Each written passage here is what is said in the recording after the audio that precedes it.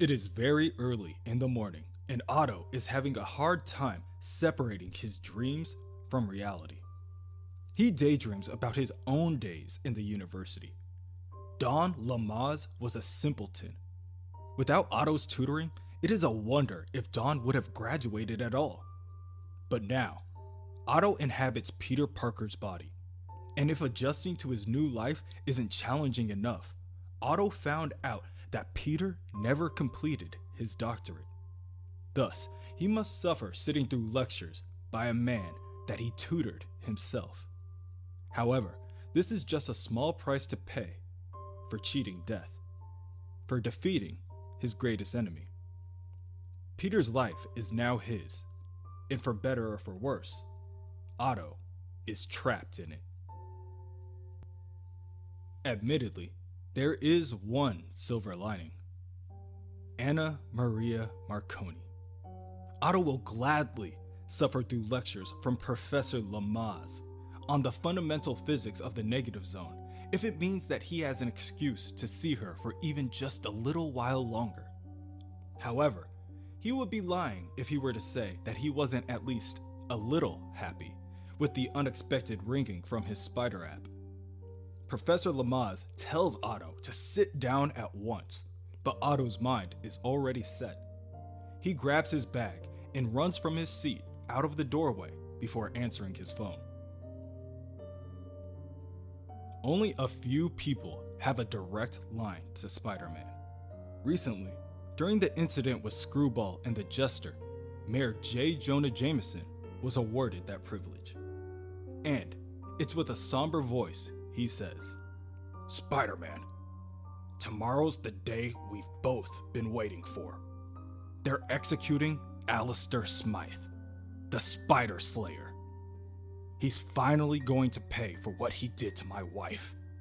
It's scheduled for noon tomorrow at the Raft.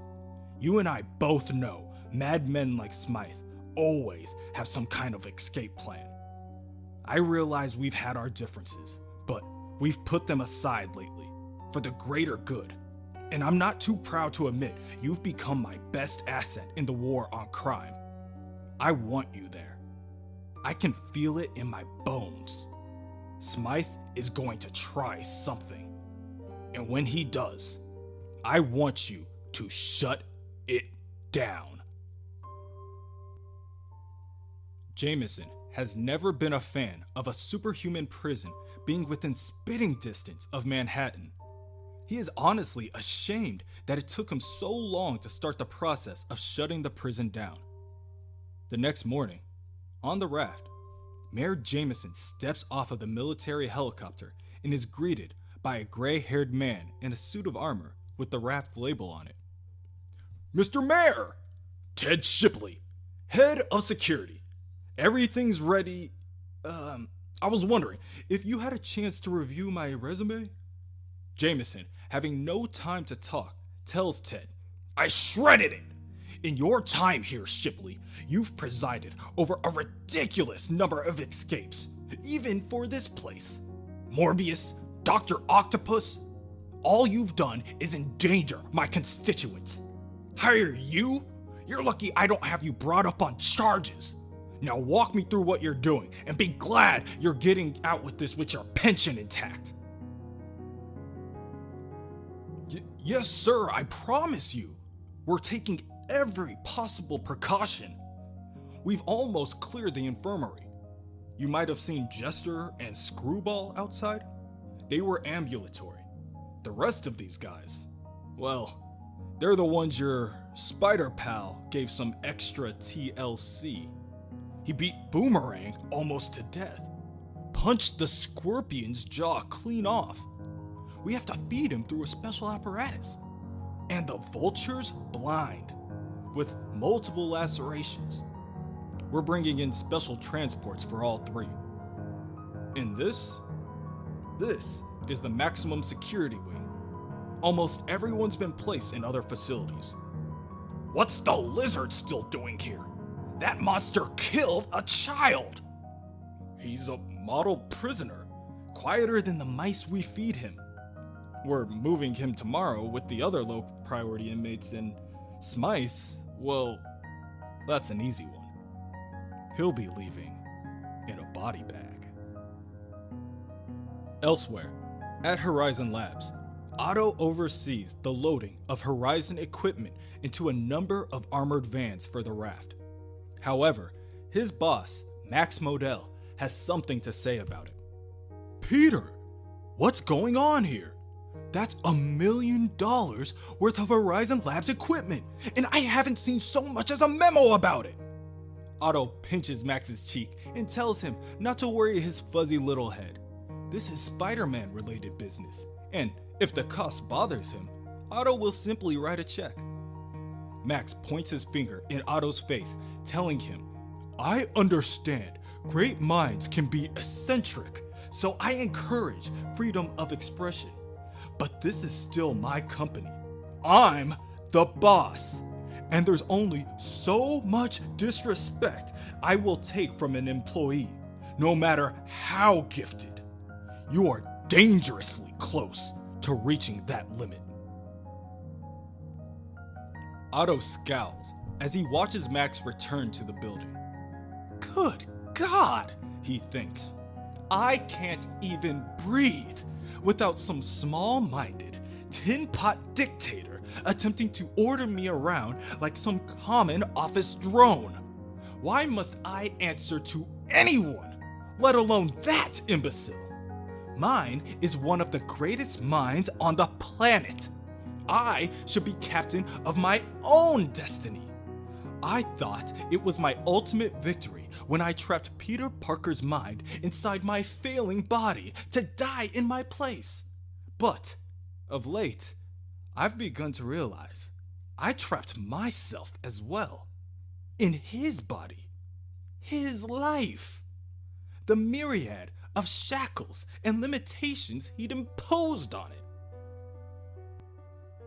Having felt his experiences as if they were my own, I can't turn my back on the responsibility that comes with the power of Spider-Man. Nor do I want to, but there is no reason I must shoulder that responsibility the same way he did. I've already outdone him in so many respects. Parker's self-hate, his naive notions of self-flagellation, spurred him to do everything the hard way. But now that I've erased every vestige of his persona from my mind, it's obvious how pointless that was. How selfish, really. Should I be ashamed for building thousands of spider bots, patrolling the city better than any one man ever could? Is it wrong to use every possible advantage against ruthless psychotics who would slaughter innocents by the dozens? Of course not. I am a far better Spider-Man than he ever was. I'm the superior Spider-Man, and I will be free. The next day, Ted Shipley watches as the other armored security members of the raft unload the equipment from Parker Industries. Unfortunately, even if he is head of security, the contents of the boxed equipment is on a need-to-know basis, and Shipley isn't on the list.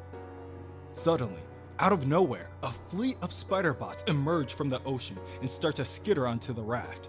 Shipley screams, and at that moment Spider-Man arrives, saying, "They're with me." Spider-Man? Welcome to the raft. I'm Ted Shipley, head of security. We should coordinate. I know who you are, Spider-Man interrupts. Otto remembers Ted well from his time in the raft. To Otto, Ted Shipley was just another drone in a long line of abusive prison guards. You're a complete and total failure, both as a head of security and as a man. Don't bother me again.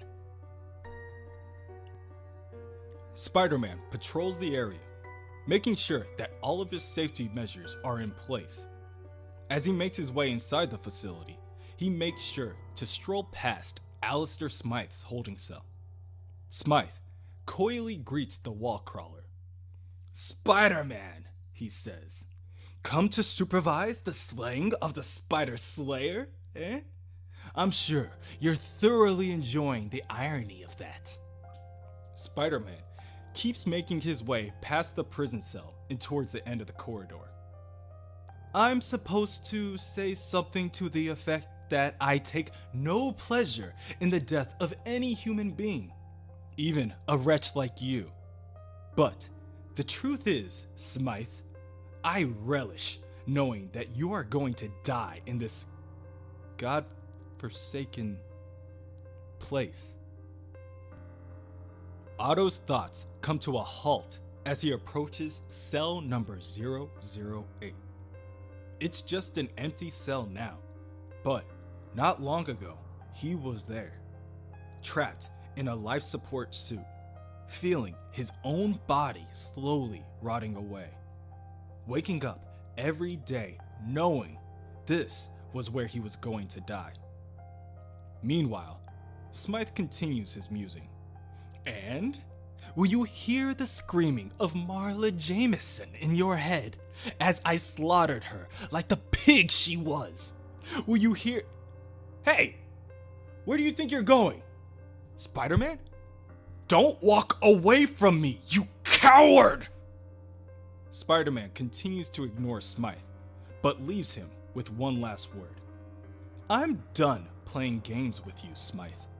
Unlike you, I'm free to leave this place, and I will be very glad when you're dead and I never have to lay eyes on it again.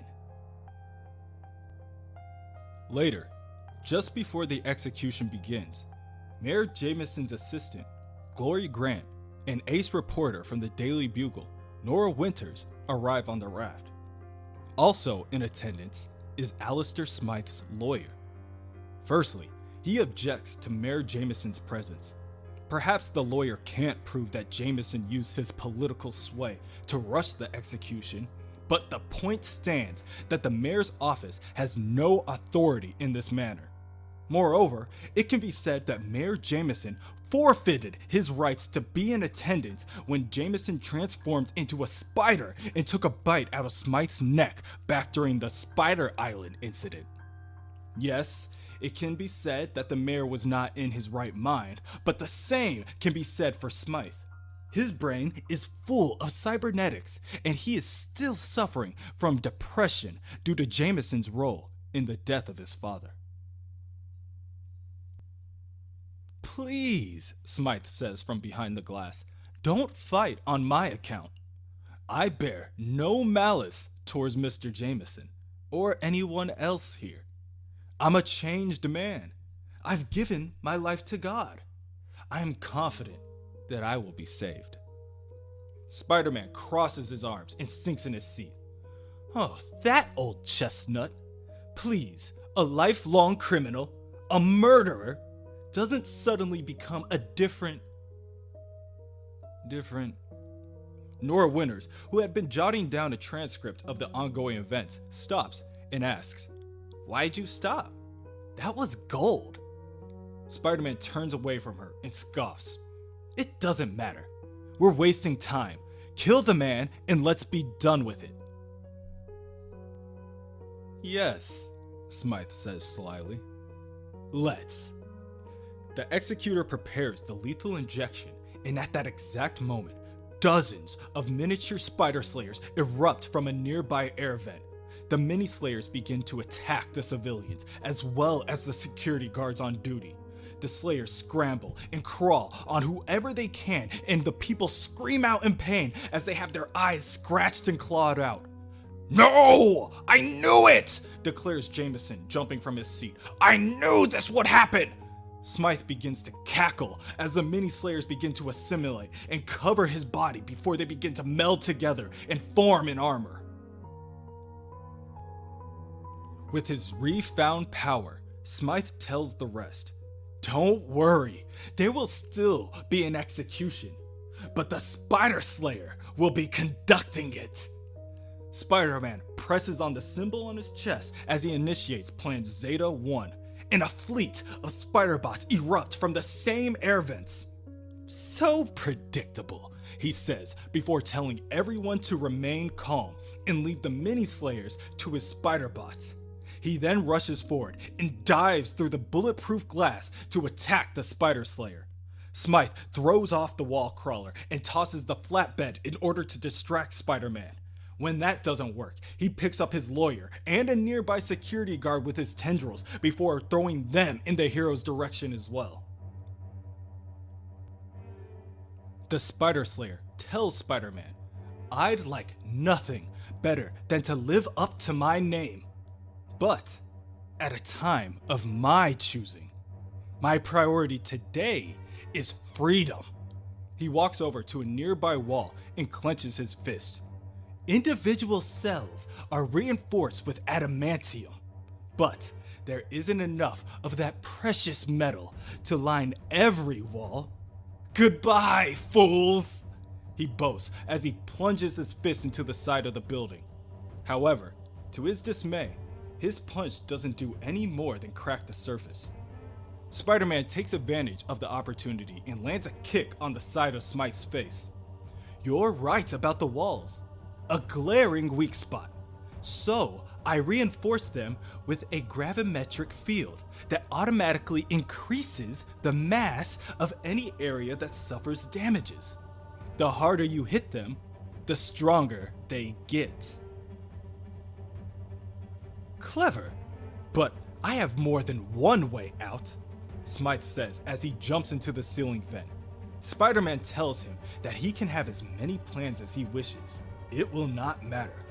Within the ceiling vent, Smythe is met with a litany of lasers blocking his exit.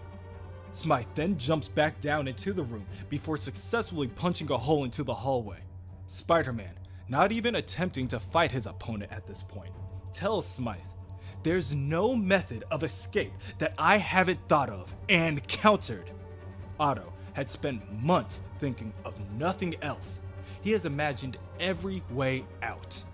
"Impossible!" Smythe bellows as he lifts a sewer grate only to be met with a pillar of flames. Now, with his anger rising, Smythe realizes that if he is to escape, he will need time to dismantle Spider-Man's defenses. Meaning, he must slay the Spider. Luckily, he has a plan for that too. Within the medical wing, Boomerang, the Scorpion, and the Vulture all sit and wait to be escorted off of the prison island. Suddenly, miniature Spider Slayers enter the room and begin crawling all over the criminals. The Vulture, who is still blind from his last altercation with Spider-Man, asks Boomerang what is happening. But before Boomerang can fully articulate anything, the Vulture begins to scream out in pain. "My eyes!" he screams. "They're burrowing in my eyes!" However, in the next second, all of their pain is gone. Admittedly, the Vulture and the others are starting to feel pretty good. Better than ever. And in no time at all, he can see. Then, they hear a familiar voice in their ears. "You can do more than that. You've improved in every way, courtesy of the Spider Slayer. I only ask one thing in return. Kill Spider-Man, along with everyone else in here, and we're all free." The Scorpion stands up from his medical bed and tells the Spider Slayer, "You don't even have to ask, Smythe. Killing the spider's always been my idea of fun. But after what he did to me, to us, we won't leave enough of him to bury."